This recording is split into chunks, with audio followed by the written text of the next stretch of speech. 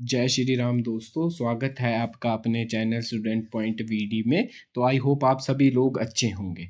तो हम फिजिक्स का 25 डेज क्रैश कोर्स कर रहे हैं और आज हमारा डे नंबर 12 है। इससे पहले हमने डे 11 तक अपनी 8th to 10th जितने भी चैप्टर थे हमारे साइंस के वो हमने कंप्लीट कर लिए हैं। और आज हम +1 का चैप्टर यूनिट्स एंड मेजरमेंट्स के बारे में पढ़ेंगे। यह भी बहुत इंपॉर्टेंट चैप्टर है हमारे एचपी टैट के पॉइंट ऑफ व्यू से। कुछ क्वेश्चंस क्या इससे बन जाते हैं। तो शुरू करते हैं हम आज की वीडियो। और अगर आपको हमारी वीडियो पसंद आएगी तो हमारे चैनल को ज़रूर सब्सक्राइब कर देना। ठीक है दोस्तों, तो सबसे पहले पढ़ेंगे हम यूनिट्स एंड मेजरमेंट्स में कि जो साइंटिस्ट थे उन्होंने क्या क्या डिस्कवरीज कर रखी थी। इससे क्वेश्चंस आ जाता है। ठीक है दोस्तों, तो मैंने यहाँ पे बहुत जो भी इम्पोर्टेंट थे वो मैंने यहाँ पे आपको टेबल बना के रख दिया है। तो इसको भी अपने पास एक टेबल बना के रख दे।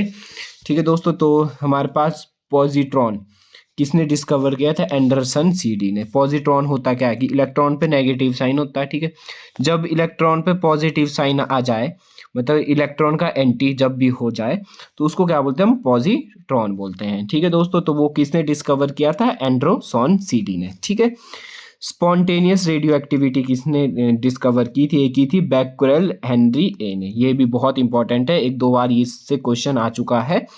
ठीक है दोस्तों, नेक्स्ट हमारे पास थ्योरी ऑफ एटॉमिक स्ट्रक्चर किसने दिया था? बोहर नील्स ने दे रखा था। ठीक है, नेक्स्ट हमारे पास क्वांटम मैकेनिक्स किसने दी थी? क्वांटम मैकेनिक्स दी थी बोरोन, मैक्स और बी वॉल्टर ने। बोरोन, मैक्स और बी वॉल्टर ने हमारे पास क्वांटम मैकेनिक्स डिस्कवर किया था। ठीक है, स्टडी ऑफ रेडियो एक्टिविटीज किसने डिस्कवर की थी? हमारे पास क्यूरी ने। ये बहुत इंपॉर्टेंट है दोस्तों, ये आ जाता है। ठीक है, नेक्स्ट हमारे पास ह्यूजन। ह्यूजन ने क्या डिस्कवर किया था? Wave theory of light. ये किसने डिस्कवर की? हमारे पास ह्यूजन ने डिस्कवर की है। नेक्स्ट हमारे पास कॉस्मिक रेज, ये किसने डिस्कवर किया? हेसवीई ने डिस्कवर किया है। अनसर्टेनिटी प्रिंसिपल किसने दिया दोस्तों? हिजनबर्ग ने दिया था। ठीक है, इलेक्ट्रोमैग्नेटिक थ्योरी ये भी किसने दी? मैक्सवेल ने दी है। सारी चीजें दोस्तों बहुत इंपॉर्टेंट है। लॉज ऑफ ग्रेविटेशन किसने दिए थे? न्यूटन ने दिए थे।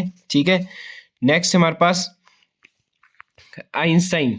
आइंस्टाइन ने क्या दिया था? क्वांटम थ्योरी ऑफ लाइट के बारे में बताया था। और लॉज ऑफ फोटो इलेक्ट्रिक्स किसने दिए थे? आइंस्टाइन ने दिए थे। ठीक है, क्वांटम थ्योरी किसने दी थी? प्लैंक्स और मैक्स ने दे रखी थी क्वांटम थ्योरी। फैराडे ने क्या दिया था? लॉ ऑफ इलेक्ट्रोमैग्नेटिक इंडक्शन किसने दे रखे दोस्तों? फैराडे ने दे रखे।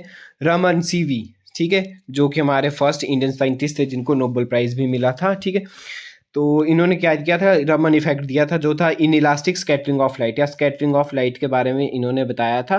किसने बताया था? सीवी रमन ने बताया था स्कैटरिंग ऑफ लाइट के बारे में। ठीक है दोस्तों, तो ये भी इसको हम रमन इफेक्ट के नाम से भी बोलते हैं। ठीक है, गैलीलियो ने क्या दिए थे? प्रिंसिपल ऑफ इनर्शिया दिया था। गैलीलियो ने क्या दिया था? इनर्शिया के बारे में हमें बताया था।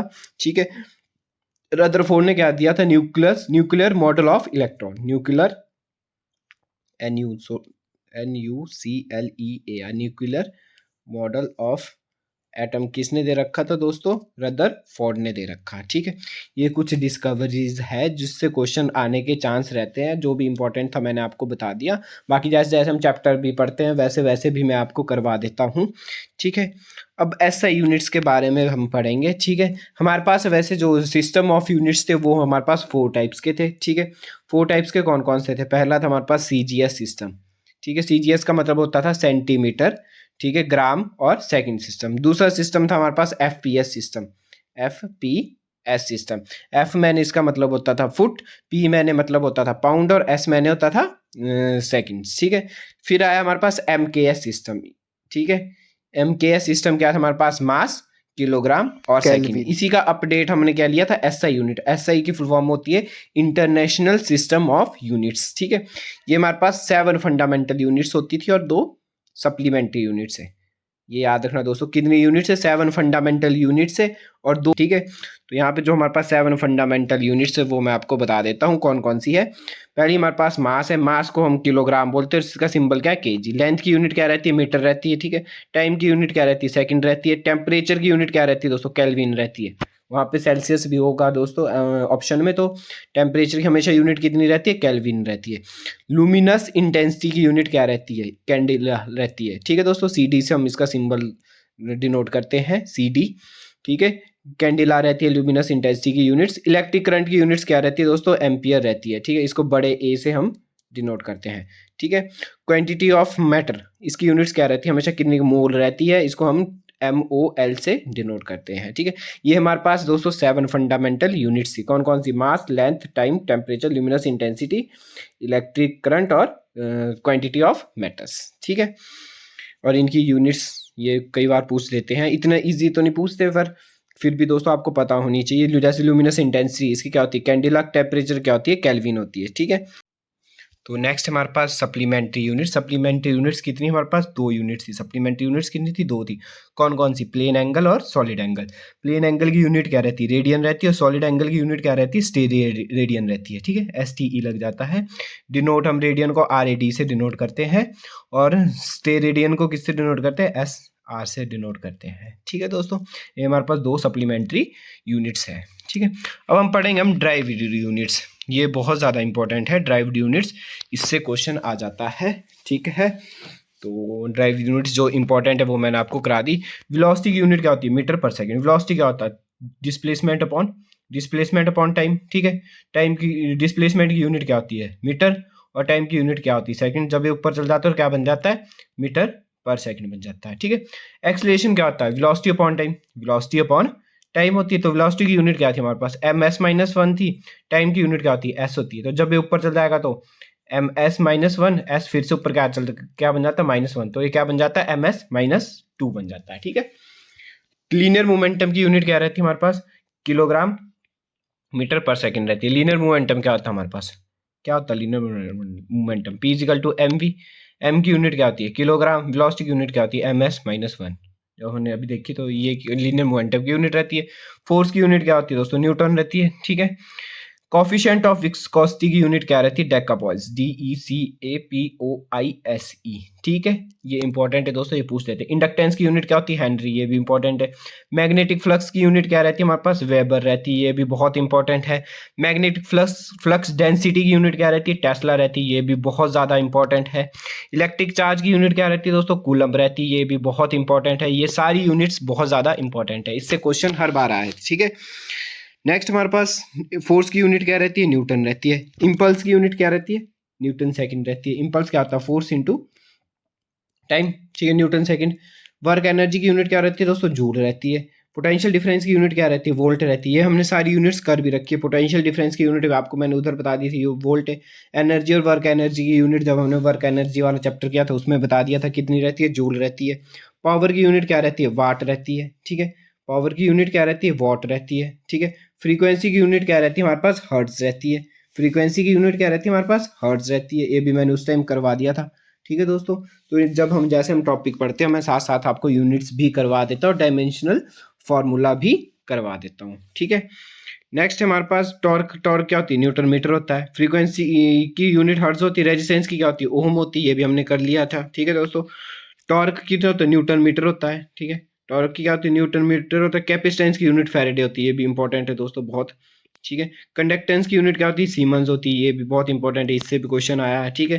ये दोनों। प्रेशर की यूनिट क्या रहती है दोस्तों, पास्कल रहती है। प्रेशर की यूनिट क्या रहती है, पास्कल रहती है, ये भी इंपॉर्टेंट है दोस्तों, ठीक है। रेडियो एक्टिव सब्सटेंस की यूनिट क्या रहती है हमारे पास, बेरेकल रहती है, ये भी बहुत इंपॉर्टेंट है, BECQUEREL, ठीक है। बेरेकल, BQB हम इसको लिखते हैं, डिनोट करते हैं, ठीक है। ये भी बहुत इंपॉर्टेंट है। प्रेशर ग्रेडियंट की यूनिट क्या रहती है, पास्कल मीटर इनवर्स रहती है, ठीक है। प्रेशर ग्रेडियंट की यूनिट क्या रहती है, पास्कल मीटर इनवर्स रहती है, ठीक है। मैग्नेटिक मूवमेंट की यूनिट क्या रहती है, जूल। टेस्ला इनवर्स रहती है, JT इनवर्स, ठीक है। एंट्रोपी की यूनिट क्या रहती है, जूल। केल्विन इनवर्स रहती है।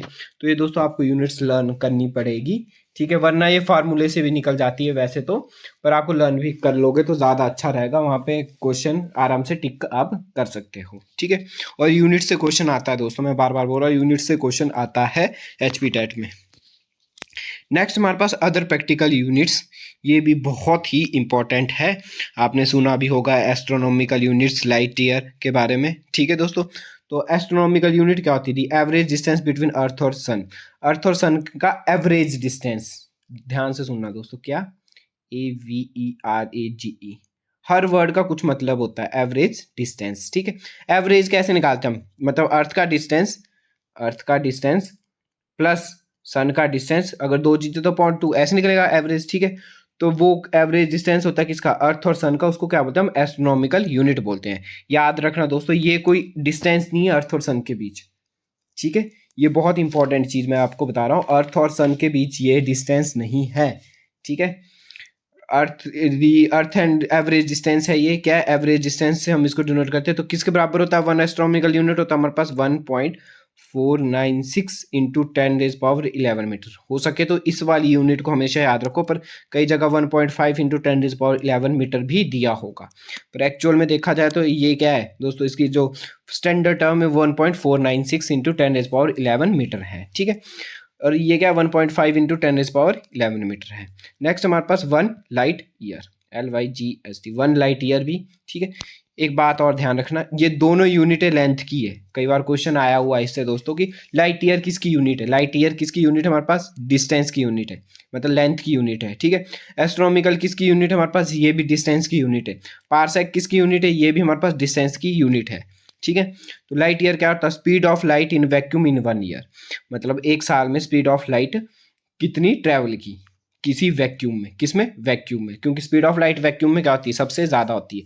कितनी होती है, 3 इंटू 10⁸8 मीटर पर सेकेंड रहती है, किसमें, वैक्यूम में, स्पीड ऑफ लाइट।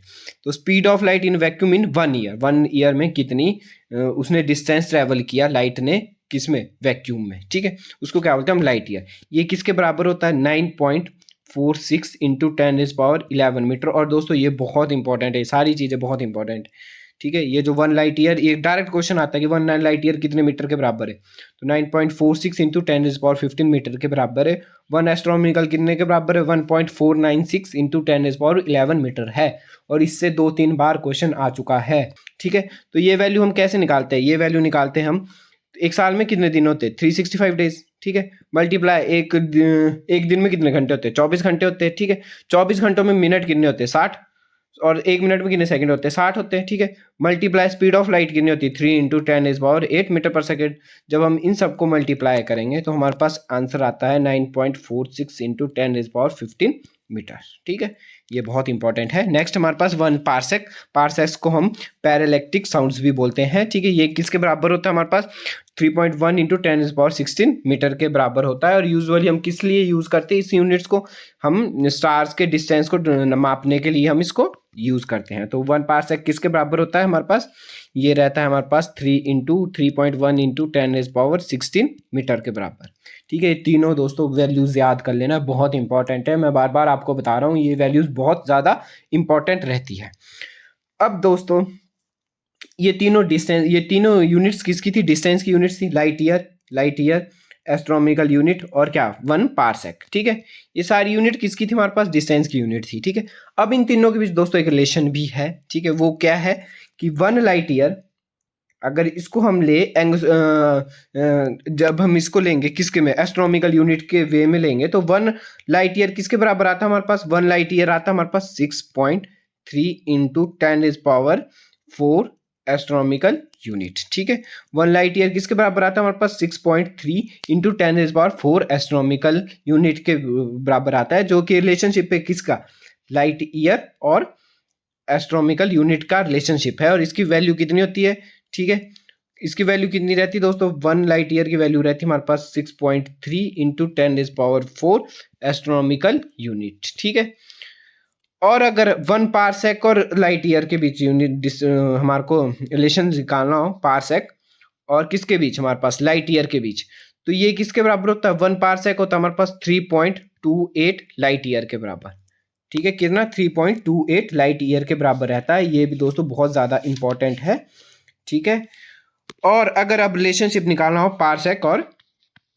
पारसेक और एस्ट्रोनॉमिकल यूनिट के बीच, ये रहता है हमारे पास 2.07 इंटू 10⁻15 एस्ट्रोनॉमिकल यूनिट, ठीक है। ये तीनों आपस में क्या दोस्तों रिलेशनशिप है, लाइट ईयर का एस्ट्रोनॉमिकल यूनिट के साथ, पारसेक का लाइट ईयर के साथ, और पारसेक का किसके साथ, एस्ट्रोनॉमिकल यूनिट के साथ। तो ये सारा ही इंपॉर्टेंट है, ठीक है। तो ये वैल्यूज़ तो आपको दोस्तों याद करनी पड़ेगी। आप बहुत एक जगह सारी वैल्यूज़ को लिख लिए लो, एक टेबल बनाओ जिसमें आप हर एक चैप्टर की जो भी वैल्यूज़ होती है उसको एक साथ लिखो, हर एक फार्मूला एक साथ लिखो, ठीक है। इससे आपके बहुत ज़्यादा क्वेश्चन ठीक होने के चांस रहते हैं, ठीक है। तो बढ़ते हैं हम नेक्स्ट टॉपिक की तरफ। अब कुछ यूनिट्स हमारे पास स्मॉल मेजरमेंट के लिए थी। ये सारी यूनिट्स क्या थी जो हमने इससे पहले पढ़ी, सारी लार्ज मेजरमेंट के लिए थी। अब जो यूनिट्स आएगी स्मॉल मेजरमेंट्स के लिए होती है, ठीक है। अब जैसे हमारे पास 1 माइक्रोन है, 1 माइक्रोन किसके बराबर होता है दोस्तों? 10⁻⁻6 मीटर के बराबर होता है। किसके बराबर होता है? 10⁻⁻6 मीटर के बराबर होता है। 1 नैनोमीटर, 1 नैनोमीटर किसके बराबर रहता है? हमेशा 10⁻⁻9 नैनोमीटर के बराबर रहता है। 1 नैनोमीटर किसके बराबर रहता है? 10⁻⁹ मीटर के बराबर रहता है। और इसका यूज हम मेजरमेंट ऑफ लाइट के लिए करते हैं। वेवलेंथ ऑफ लाइट को जब भी मेजर करेंगे तो हम नैनोमीटर में मेजर करते हैं, ठीक है दोस्तों। ये इंपॉर्टेंट है। वेवलेंथ ऑफ लाइट को हम किस में मेजर करते हैं? नैनोमीटर में मेजर करते हैं। नैनोमीटर कितने, 1 नैनोमीटर किसके बराबर होता है? 10⁻⁹ मीटर के बराबर। नेक्स्ट हमारे पास 1 एंगस्ट्रॉम, ठीक है, जिसको हम ए से डिनोट करते हैं, ऊपर डिग्री जैसी लगा देते हैं। 1 एंगस्ट्रॉम किसके बराबर रहता है? ये रहता है 10⁻⁻10 के बराबर। ये भी दोस्तों बहुत ज़्यादा इंपॉर्टेंट है। किसके बराबर रहता है हमारे पास? 10⁻⁻10 मीटर के बराबर रहता है। सॉरी दोस्तों, 10⁻⁻10 मीटर के बराबर रहता है ये, ठीक है। और ये हम इसका यूज किस लिए करते हैं? साइज ऑफ एटम्स को जब भी मेजर करेंगे हम, एटम्स के साइज को जब भी हम मेजर करेंगे तो किस में मेजर करेंगे? हम एंगस्ट्रॉम में मेजर करेंगे। नैनोमीटर किस लिए यूज करते हैं हम? वेवलेंथ ऑफ लाइट को मेजर करने के लिए। नेक्स्ट हमारे पास 1 फर्मी। 1 फर्मी किसके बराबर होता है? हमेशा 10⁻⁻15 मीटर के बराबर होता है। और इसका यूज हम किसके लिए करते हैं? साइज ऑफ न्यूक्लियस के लिए करते हैं, ठीक है। एक और यूनिट इसमें दोस्तों बार्न, ठीक है। तो ये हमारे पास स्मॉलेस्ट यूनिट भी हम इसको कंसीडर करते हैं। सबसे स्मॉलेस्ट, एक्सट्रीमली स्मॉलेस्ट यूनिट है हमारी ये। और ये यूनिट्स एरिया की यूनिट है। किसकी यूनिट है दोस्तों? ये एरिया की यूनिट है। बाकी जितनी थी ये लेंथ की यूनिट थी। तो ये होता है हमारे पास 10⁻⁻28 मीटर स्क्वायर के बराबर, ठीक है। क्योंकि एरिया की यूनिट क्या होती है? Metre square. तो ये कितना यहाँ पे दोस्तों स्क्वायर होना था। मीटर स्क्वायर के बराबर होता है 1 बैरन, ठीक है। 10⁻⁻28 मीटर स्क्वायर के बराबर, ठीक है। अब हमारे पास एक लेंथ यहाँ मैंने ले रखी है 1 AMU। ये तो आपने दोस्तों केमिस्ट्री में मैंने आपको बताया था 1 AMU, ठीक है। एस्ट्रोनॉमिकल मास यूनिट बोलते हैं। तो 1 एस्ट्रोनॉमिकल यूनिट के बारे में आपने पढ़ा होगा आप केमिस्ट्री में भी दोस्तों। तो ये किसकी यूनिट रहती है हमारे पास? ये रहती है हमारे पास किसकी? मास की, मास लेंथ की मास यूनिट है ये, ठीक है। ये किसकी यूनिट रहती है हमारे पास? मास की यूनिट रहती है। मास किस में आता है? किलोग्राम में, ठीक है। तो 1 एस्ट्रोनॉमिकल यूनिट किसके बराबर रहती है? हमेशा 1.66 इंटू 10⁻⁻27 किलोग्राम के बराबर रहती है, ठीक है। एक और यूनिट इसमें चंद्रशेखर लिमिट, शायद आपने सुनी होगी, ठीक है, जिसको हम CSL के नाम से भी बोलते हैं। ये हमारे पास मास की सबसे बड़ी यूनिट है, ठीक है। ये इंपॉर्टेंट है। मास की सबसे बड़ी यूनिट कौन सी है? चंद्रशेखर यूनिट, ठीक है दोस्तों। ये भी इंपॉर्टेंट है। वो आपने सुना होगा चंद्रशेखर लिमिट के बारे में भी। तो ये यूनिट किसकी रहती है हमारे पास? सबसे लार्जेस्ट यूनिट है मास की, ठीक है। तो ये कितने? 1/4 टाइम्स मास ऑफ द सन। ये कितनी होती है? 1.4 टाइम्स होती है किसकी? मास के, मास किसके? सन की मास से 1.4 टाइम्स बड़ी होती है, ठीक है। लार्जेस्ट यूनिट है हमारे पास मास की। तो सोच लो कितनी बड़ी यूनिट्स होगी दोस्तों, ठीक है। चंद्रशेखर ने हमने डिस्कवर किया था, हमने इसके बारे में कुछ पढ़ लेते हैं। इन्होंने डिस्कवर किया था structure of evolution of stars. Stars के स्ट्रक्चर के बारे में चंद्रशेखर ने हमें बताया था, ठीक है। और इसमें एक और इसमें मैंने नोट ले रखा है यहाँ पे दोस्तों, लिखना भूल गया मैं नोट, ठीक है। नोट हमारे पास कि laser light is always a monochromatic lights होती है। Laser light single wavelength होती है, ठीक है। Intense and coherent beam of light होती है लेजर लाइट हमारी, ठीक है। ये दोस्तों मेरे को NCERT में मिला था, इसलिए मैंने यहीं पे लिख दिया ये, ठीक है। वैसे तो ये लाइट वाले चैप्टर में अच्छे से होना था ये, पर यहाँ पे आप देख लो कि लेजर लाइट क्या होती है? एक मोनोक्रोमेटिक सिंगल वेव लेंथ वाली लाइट रहती है, ठीक है। नेक्स्ट बढ़ते हैं हम डायमेंशनल फार्मूला के बारे में। तो दोस्तों हर वीडियोस में आपको बोलता था कि ये इसका डायमेंशनल फार्मूला है, ये इसका डायमेंशनल फार्मूला है। तो आज हम डायमेंशनल फार्मूला के बारे में पढ़ेंगे, ठीक है। मैं हर एक उसमें बताता था आपको कि पावर का डायमेंशनल फार्मूला ये है, एक्सेलरेशन का डायमेंशनल फार्मूला ये है, और बोलता था कि हम +1 वाली यूनिट्स में जब हम फर्स्ट चैप्टर पढ़ेंगे वहाँ पे करवाऊँगा। तो आज वो हमारा फर्स्ट चैप्टर है डायमेंशनल फार्मूलाज, ठीक है दोस्तों। तो आपको मैं बता दूं कि इसमें 3 चीज़ें होती है, M, एल और टी। क्या क्या होती है इसमें, एम एल एल और टी। एम मैंने क्या होता है मास, ठीक है, एल मैंने क्या होता है लेंथ, और टी मैंने क्या होता है टाइम होता है। ठीक है दोस्तों, ये समझ आपको आ गया कि इसमें हम तीन चीज़ों से डिनोट करते हैं dimensional formula M L T से, एक मास से, लेंथ से और टाइम से। ठीक है, अब मान लो कि एरिया है, एरिया तो पता होता है आपको, लेंथ इंटू ब्रेथ। एरिया क्या होता है, लेंथ इंटू ब्रेथ। एक तो दोस्तों डायमेंशनल फार्मूला के लिए आपको याद करने के लिए पहले आपको एक्चुअल फार्मूले याद होने चाहिए। ठीक है, जैसे एरिया का फार्मूला क्या होता है, लेंथ इंटू ब्रेथ होता है। ठीक है, लेंथ क्या है हमारे पास, लेंथ किस में डिनोट, लेंथ को हम किस में मेजर करते हैं, मीटर में मेजर करते हैं।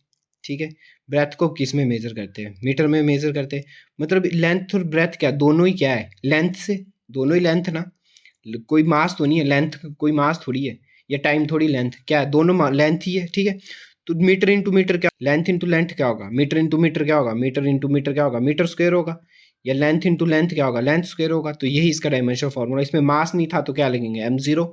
एल दोनों लेंथ थी, एल भी लेंथ भी क्या थी, लेंथ थी, ब्रेथ भी क्या होती है, एक लेंथ ही होती है। ठीक है, तो इन दोनों को जब मल्टीप्लाई करेंगे तो क्या बनेगा, एल स्क्वायर बनता है। ठीक है, कितना बनता है हमारे पास, एल स्क्वायर बनता है जब हम इनको मल्टीप्लाई करते हैं। तो एल स्क्वायर जब ये बना, ठीक है, तो डायमेंशनल फार्मूला क्या होगा, मास इसका जीरो था, लेंथ कितनी थी, दो लेंथ है तो एल स्क्वायर, टाइम की कोई बात नहीं हुई, तो इसका डायमेंशनल फार्मूला क्या बनता है, M zero L two T zero. ठीक है, वैसी same acceleration, A double C E L E R A T I O N, acceleration, ये भी बहुत ज़्यादा इंपॉर्टेंट है। एक्सलेशन क्या होता है हमारे पास, एक्सलेशन होता है वेलोसिटी, वेलोसिटी अपॉन टाइम। क्या रहता है हमारे पास, एक्सलेशन वेलोसिटी अपॉन टाइम। ठीक है, तो वेलोसिटी क्या रहती है हमारे पास, वेलोसिटी क्या रहती है, डिस्प्लेसमेंट अपॉन टाइम। वेलोसिटी क्या रहती है, डिस्प्लेसमेंट अपॉन टाइम, फिर से मल्टीप्लाई, नीचे क्या था, वेलोसिटी अपॉन टाइम था, तो फिर से एक और टी लग जाएगा यहाँ पे। ये तो हमारे पास क्या थी, वेलोसिटी थी, डिस्प्लेसमेंट अपॉन टाइम तो वेलोसिटी थी। ठीक है, अपॉन वेलोसिटी अपॉन टाइम है तो फिर से क्या, एक और टी लग गया टाइम। ठीक है, यहाँ तक आ गया दोस्तों, तो ये क्या बन गया, D upon T multiply T. ठीक है, डिस्टेंस की यूनिट किसमें लिखते हैं हम, डिस्टेंस क्या है हमारे पास, कोई एक लेंथ है, डिस्टेंस क्या है, लेंथ ही होगी। ठीक है, लेंथ ही ना, डिस्टेंस, मास थोड़ी कोई डिस्टेंस, डिस्टेंस क्या है, लेंथ, मतलब डिस्टेंस क्या है, एल लिख लिया हमने, टी टाइम टी, दोनों टी है तो ये क्या बन गया, टी स्क्वायर बन गया। ठीक है, तो ए क्या बन गया, टी स्क्वायर बन गया। जब हम ऊपर इसको ले जाएंगे तो ये क्या बन जाएगा, एल टी माइनस टू बन जाएगा। क्या बन जाएगा, एल टी माइनस टू बन जाएगा। तो इसमें मास की कोई बात नहीं हो तो mass zero, L T minus to, ये इसका डायमेंशनल फॉर्मूला बन जाएगा। ठीक है दोस्तों, आई होप आपको समझ आ गया होगा। वैसी वेलोसिटी, वेलोसिटी का डायमेंशनल फार्मूला क्या होगा, displacement, displacement upon time, displacement upon time. ठीक है, डिस्प्लेसमेंट क्या हमेशा लेंथ है, डिस्प्लेसमेंट क्या कोई लेंथ ही है, नीचे क्या है टाइम है, तो जब ऊपर चल जाएगा तो क्या बन जाएगा, एल टी माइनस वन बन जाएगा। तो मास क्या है इसमें, जीरो है, तो क्या बन जाएगा डायमेंशनल फार्मूला का, M zero L T minus one बन जाएगा। ठीक है दोस्तों, नेक्स्ट हमारे पास क्या, लीनियर मोमेंटम। इसका डायमेंशनल फार्मूला क्या रहता है, लीनियर मोमेंटम का डायमेंशनल फार्मूला क्या रहता है, लीनियर मोमेंटम का फार्मूला क्या है, mass into velocity, mass into velocity. Mass क्या होता है हमारे पास, मास तो किस में होता है, किलोग्राम में, मतलब मास को तो ऐसे ही रहने दे। वेलोसिटी क्या होता है हमारे पास, डिस्प्लेसमेंट अपॉन टाइम रहता है। वेलोसिटी क्या रहता है, डिस्प्लेसमेंट अपॉन टाइम। तो मास की यूनिट क्या रहती है दोस्तों, मास किस में, मास की यूनिट को हम एम लिखते। डिस्प्लेसमेंट की यूनिट क्या होती है, डिस्प्लेसमेंट क्या है, एक लेंथ है। ठीक है, अपॉन लेंथ अपॉन क्या है, नीचे टाइम। ठीक है, जब हम इसको ऊपर ले जाएंगे तो क्या बन जाएगा, M L T minus one. तो यही इसका फॉर्मूला रहता है लीनियर मोमेंटम का, M L T minus one. आपको फार्मूले लर्न होने बहुत ज़्यादा ज़रूरी है।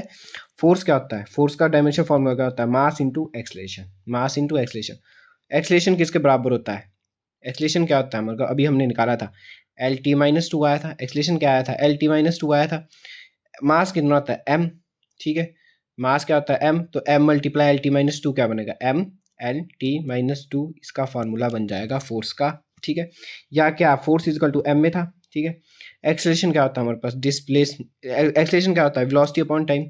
एक्सलेशन क्या होता है, पहले वेलोसिटी अपॉन क्या होता है, टाइम। ठीक है, वेलोसिटी क्या होती है हमारे पास, अभी अभी नहीं बोला हमने, वेलोसिटी क्या होती है, डिस्प्लेसमेंट अपॉन टाइम वेलोसिटी होती है।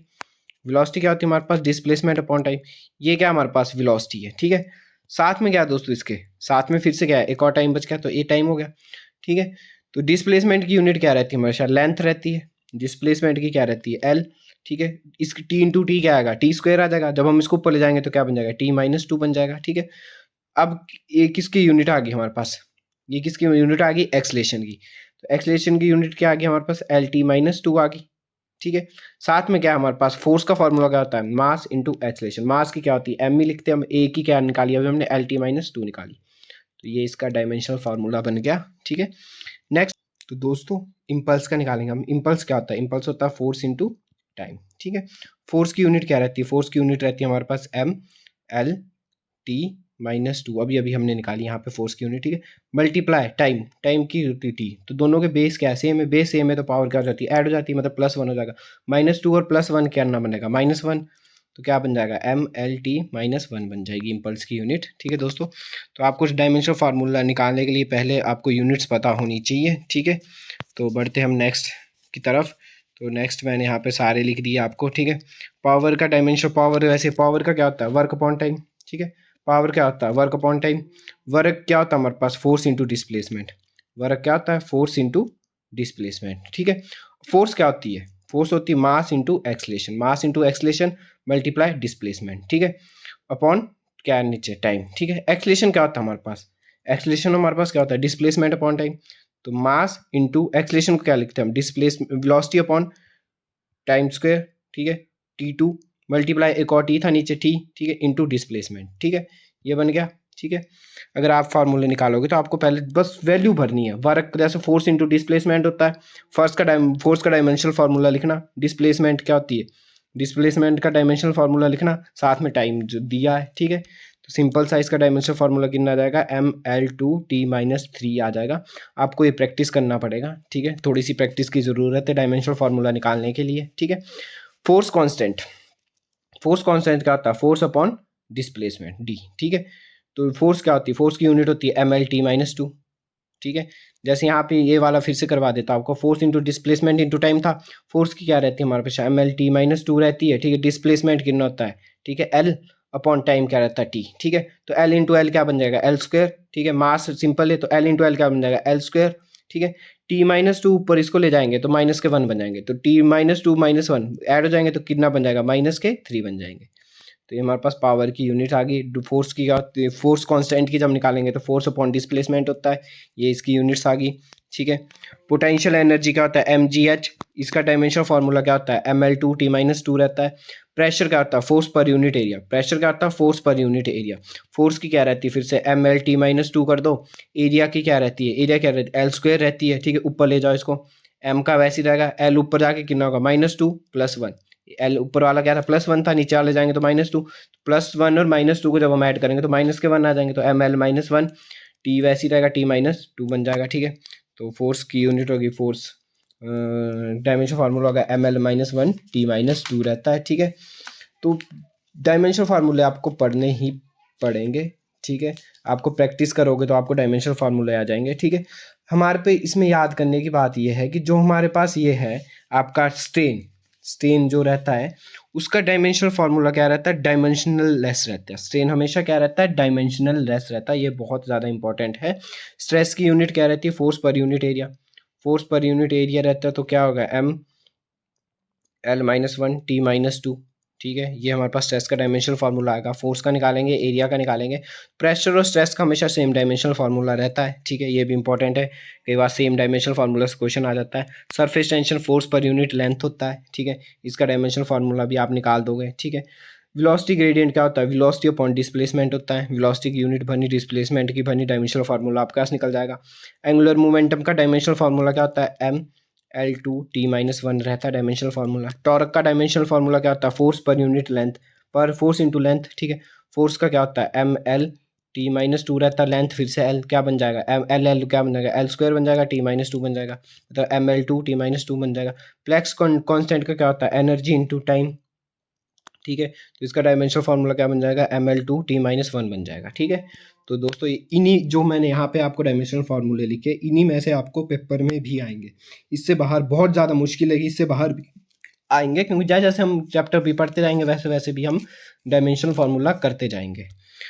तो नेक्स्ट हमारे पास कि सेम डायमेंशनल फार्मूला किस किस के होते हैं, ये बहुत ज़्यादा इंपॉर्टेंट है, इससे क्वेश्चन बनता है। सेम डायमेंशनल फार्मूला किस किस के होते हैं, तो सेम डायमेंशनल लीनियर मोमेंटम और इम्पल्स का डायमेंशनल फार्मूला क्या रहता है हमेशा सेम रहता है। ठीक है। प्रेशर और स्ट्रेस का डायमेंशनल फार्मूला भी सेम रहता है। ठीक है दोस्तों। लीनियर मोमेंटम और इम्पल्स का डायमेंशनल फार्मूला कितना रहता है हमारे पास M L T minus one रहता है। ठीक है। प्रेशर और स्ट्रेस का डायमेंशनल फार्मूला क्या रहता है हमेशा, ये भी किया था हमने, एम क्या था, एम एल -1 टी -2। ठीक है दोस्तों, चेक कर लेना इसको। एंगुलर मोमेंटम और प्लैंक्स कांस्टेंट का भी हमारे पास डायमेंशनल फार्मूला सेम रहता है। ये क्या रहता है, ml2t-1 रहता है। ठीक है, यहाँ देखो दोस्तों, तो इसलिए ये सारे डायमेंशन ऑफ ये क्वेश्चन आ जाता है कि किसका डायमेंशन फार्मूला किसके साथ सेम रहता है। तो लीनियर मोमेंटम और इम्पल्स का सेम रहता है, प्रेशर स्ट्रेस का सेम रहता है, एंगुलर मोमेंटम और प्लैंक्स कांस्टेंट का सेम रहता है। नेक्स्ट क्वेश्चन हमारे पास, distance from the earth from sun in a light year. Distance of earth from sun, हमारे को डिस्टेंस निकालना है अर्थ की इन लाइट ईयर्स में। ठीक है दोस्तों, तो ये बहुत इंपॉर्टेंट क्वेश्चन है। ठीक है, जो कि रहता है हमारे पास 1.581 इंटू 10⁻⁵ लाइट ईयर। ठीक है, तो अगर आप याद कर लोगे तो भी ठीक है, पर आपको निकालना भी मैं सिखा देता हूँ कि स्पीड ऑफ लाइट आपको पता है कितनी होती है, 3 इंटू 10⁸ मीटर पर सेकेंड। ठीक है, तो इसको हम इसमें भी लिखते हैं, अगर किलोमीटर में लिखना हो तो 3 लाख, ठीक है, किलोमीटर पर सेकेंड इसकी स्पीड रहती है। ठीक है, टाइम टेकन, लाइट सूर्य की रोशनी कितना टाइम लेती है हमारे अर्थ में पहुंचने के लिए, तो ये लेती है हमारे पास 8 मिनट 2 सेकंड के आसपास। ठीक है, तो मतलब 8 मिनट 2 सेकंड के आसपास हमारे पास टाइम लेती है, 20 सेकंड के आसपास टाइम लेती है कितनी लाइट, कोई सूरज की रोशनी हमारे पास अर्थ में पहुंचने के लिए। ठीक है, जब हम इसको उसमें कन्वर्ट करेंगे सेकंड में, तो 8 गुणा 60 प्लस 20, तो कितना आ जाएगा, 8×6=40, 480 प्लस 20 में तो लगभग 500 सेकंड आ जाएगा। कितना आ जाएगा, 500 सेकंड आ जाएगा। ठीक है, नंबर ऑफ सेकंड इन एक यार, एक साल में कितने सेकंड होते हैं, तो ये आप कैलकुलेट कर लेना, 31557600 सेकंड रहते हैं हमारे पास number of second in a year, एक साल में इतने सेकंड रहते हैं। ठीक है, distance in a light year, light year में निकालने के लिए क्या क्या करेंगे हम, 500/31557,600 करेंगे, जो कि लगभग हमारे पास किसके बराबर आ जाएगा, 1.58 इंटू 10⁻⁵ लाइट ईयर के बराबर आएगा। तो दोस्तों, आज की वीडियो हमारी यहीं ख़त्म होती है। अगर आपको वीडियो अच्छी लगी हो तो लाइक करना, और अगर चैनल पर नए हो तो सब्सक्राइब ज़रूर करना। ठीक है दोस्तों, तो अगर आपको अच्छी लग रही है वीडियोस तो जल्दी से हमारे कमेंट सेक्शन में एक लव वाला रिएक्ट कर देना। ठीक है, तो thanks for watching this video.